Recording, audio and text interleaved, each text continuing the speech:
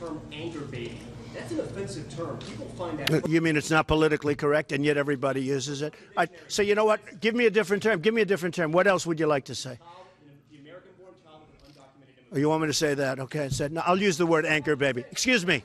I'll use the word anchor baby. Well, that was the Donald doubling down on his non-PC campaign promise. He wants to end birthright citizenship, as this is the biggest magnet for illegal immigration. Now, of course, Trump's idea, it's hardly anything new to politics or Congress. Watchdog groups have said that up to 400,000 children are born in the U.S. to illegal immigrants each year. If they are born on U.S. soil, they are entitled to citizenship under an interpretation of the 14th Amendment. And that is what Donald Trump is trying to argue against, is that interpretation is wrong. That's where this whole fuzziness of the anchor baby thing comes in. Children of non-citizens who are born here can petition for legal status for their parents when they turn 21, which is what critics of the law say provides incentive for people to try to cross illegally into the U.S. in order to give birth, and then they can have those children anchor the family in when they return. So there is legislation. It's stalled in Congress, and it would close a loophole in the 14th Amendment by clarifying that birthright citizenship is only given to the children of U.S. citizens and legal resident aliens. So it only makes sense, but of course the left is courting voters who are adamantly against closing this loophole. So the left has basically attacked this idea of ending birthright citizenship in the United States. They're calling it extreme. That is extreme. So globally, the U.S. is only one of a few countries that actually grant automatic citizenship at birth to illegal immigrants. The U.S. and Canada are the only two developed nations that grant automatic citizenship at birth to the children of illegal and temporary immigrants. So other countries have put an end to birthright citizenship, including Ireland, which ended automatic birthright citizenship in 2004 because of birth tourism. And obviously, birth tourism is something that is booming here in the United States. An immigration attorney tells Breitbart News that anchor babies is now big money in the U.S. It's a very big business. Alex Jones has talked about this for years, talked about how they bring people over, put them up in hotels. And these businesses aren't targeting poor immigrant mothers who are coming across the southern border. They're targeting wealthy foreigners from countries like China and Russia. And at times, they make up to $99,000 per sale. And this is completely legal. They target these mothers. They bring them over here, usually in their second trimester. They put them up in hotels.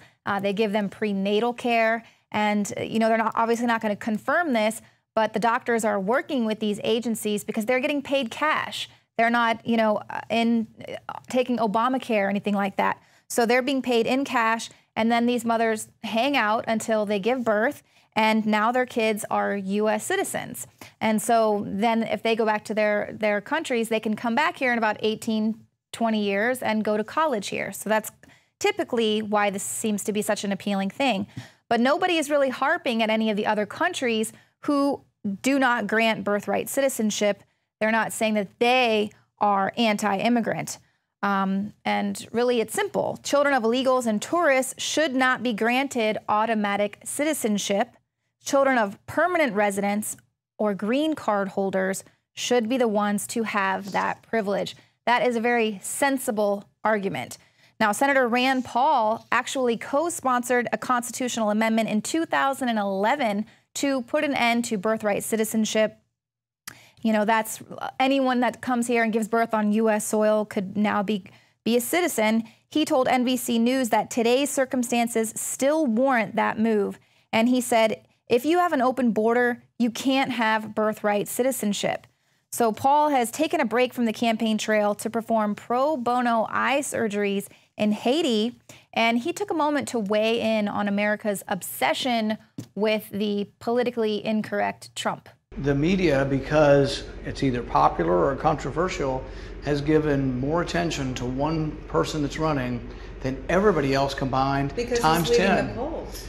Well, it's sort of cart and horse in the cart there a little bit. He was doing a little bit, but then he got probably $1 billion worth of free advertising. He's on every channel all the time, and people have gone gaga over something. And really, I've likened it to the emperor has no clothes. Well, remember yesterday when Hillary came out and said she wasn't wheeling and dealing in classified information on her server? Well, now her camp has come out today admitting that there was classified email material on her server, but they say that this material became classified retroactively. She said that was done out of an abundance of caution by the U.S. intelligence agencies. A spokesman for Mrs. Clinton's campaign said she was at worst a passive recipient of unwitting information that subsequently became deemed as classified. Oh, like we pointed out yesterday, as the Secretary of State, she would have been the one to determine that material should be counted as classified. But come on, let's get real. Out of an abundance of caution, this is the same State Department that did absolutely nothing to protect her emails after one of her confidants, Sidney Blumenthal, was hacked. That's how people first learned about her private email address in the first place. They didn't do anything at that point to protect her emails, nor is there any indication that the State Department was in charge of any of the other devices that Clinton was using, like that famous BlackBerry. None of those were issued by the State Department, so there wasn't an abundance of caution being used. So why all of a sudden does the establishment seem to be throwing Hillary Clinton under the bus? Well, Tosh Plumlee was on the Alex Jones show today with an explanation. The reason that they're zeroing in on this dog and pony show and the Trump and all this and stuff is simply for one reason, my opinion, and also documented. The Benghazi massacre was only because the ambassador found out about a very secret international gun running operation that it involved U.S. Stinger missiles, and he had the opportunity to purchase those Stinger missiles back to get them off of the international market. So he could buy those Stinger missiles back. This is classified information that I'm talking about. This is the kind of information that is in those skiffs. Now, he had an opportunity to buy that back. So they was told to stand down. Shortly after that, he's dead.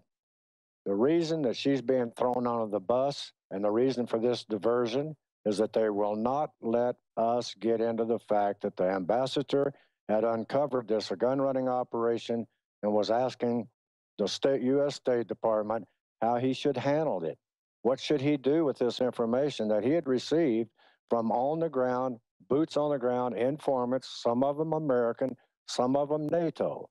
If you remember, NATO went into those Libyan bunkers to clear them out.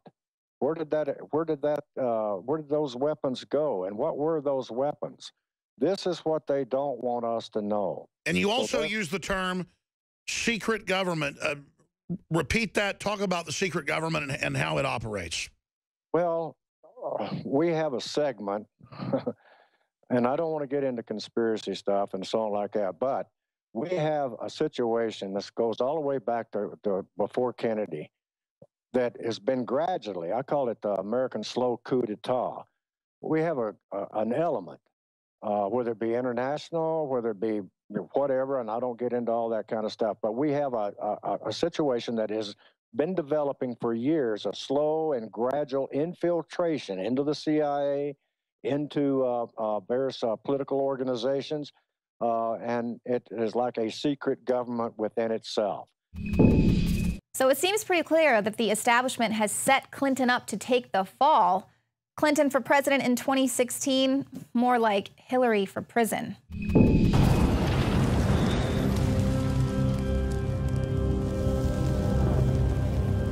My personal emails are my personal business. Hillary Clinton, the institutionalized politician and tool of the banking elite, refuses to back down from pure common sense and stop the careening train wreck that is her Democratic presidential campaign. We were in charge of it. You were the official in charge. Did you wipe the server? What, like with a cloth or something? I don't know. You know how it works digitally. Did you try to wipe the whole server? I don't know how it works digitally at all. Trump on Clinton emails, it's a criminal problem. So there becomes a point where whether Trump's good or bad, what he's doing is, as the #1 media person in the country now, getting all this attention, He is destroying Hillary Clinton. Putting it over the top as all this comes out and then giving everybody cover to go after her. Because if you individually go after them, they come after you. But if everybody goes after them, they can be destroyed. And then that scares all the other crooks to not be so arrogant. It has now come to light that two of Hillary's top aides allegedly violated two national security laws by engaging in the transmission of classified information on a private email server. 18 U.S.C. Section 1924 outlaws the unauthorized removal and storage of classified information. Penalties may include fines and imprisonment of up to 1 year. In March, Army General David Petraeus was sentenced to 2 years probation and a $40,000 fine for violating this very statute after providing classified documents to his biographer, Paula Broadwell. 18 U.S. Code Section 793 covers national defense information and people who misuse it to injure the United States or benefit a foreign power. Those convicted of violating that law face fines and up to 10 years in prison. The Washington Free Beacon reports additionally the two Clinton aides, Huma Abedin and Cheryl Mills, disregarded a federal judge's order this month requiring both to make sworn statements to the court that all government documents in their possession will be returned to federal officials, said Chris Farrell, Director of Investigations for Judicial Watch. Hillary's staff would have us all believe this is simply an administrative mishap, regardless of the fact that her BlackBerry and private computer equipment weren't issued by the State Department, as she was acting as the Secretary of State of the United States of America. CNET senior editor Dan Ackerman explained, anytime you're bringing your own equipment and using it for work purposes, it's not as secure as something that's actually issued by the company, i.e. the State Department. Because they take those laptops, for example, and they pre-configure them, they put their own software on them, tracking software, update software, and they distribute them. Jeffrey Sterling, a former CIA agent, was sentenced to 42 months in prison for leaking classified information to New York Times reporter James Risen in 2003. U.S. Attorney Dana Bonte said in a statement, for his own vindictive purposes, Jeffrey Sterling carelessly disclosed extremely valuable, highly classified information that he had taken an oath to keep secret. His attempt to leverage national security information for his own malicious reasons brought him to this sentence today. Hillary's classified emails were available to any hacker and thus available to the public or a foreign entity at any time. In comparison to convicted CIA agent Sterling, Hillary's hubris put national security in a far more precarious spot. If our national security laws apply to everyone, as they should, Hillary's arrest should be swift and her campaign of rampant deception terminated immediately. John Bound for Infowars.com. You want the best that's out there at the lowest price anywhere? Well, we're bringing you a total win-win. The ultimate value, cutting-edge, trailblazing game changer that also supports the InfoWar. We have produced a limited run of DNA Force, and it will take up to 12 weeks to produce more once we sell out. Secure your DNA Force today at InfoWarsLife.com or call toll-free 888-253-3139. DNA Force from InfoWars Life.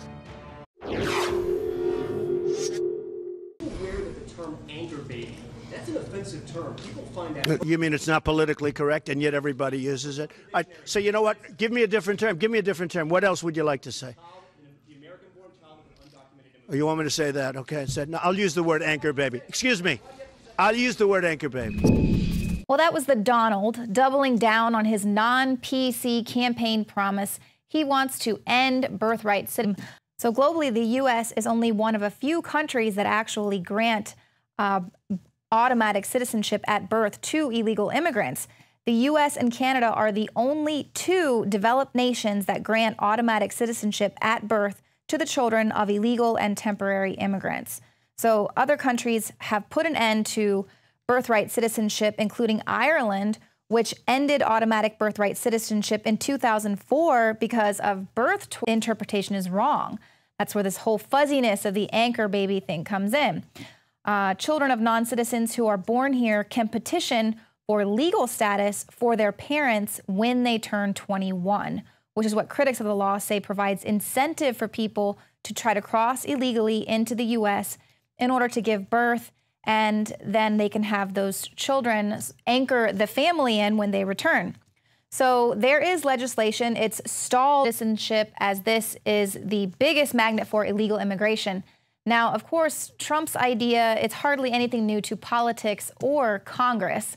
Watchdog groups have said that up to 400,000 children are born in the U.S. to illegal immigrants each year. If they are born on U.S. soil, they are entitled to citizenship under an interpretation of the 14th Amendment. And that is what Donald Trump is trying to argue against, is that in Congress, and it would close a loophole in the 14th Amendment by clarifying that birthright citizenship is only given to the children of U.S. citizens and legal resident aliens. So it only makes sense, but of course, the left is courting voters who are adamantly against closing this loophole. So the left has basically attacked this idea of ending birthright citizenship in the United States. They're calling it extreme. That is extreme.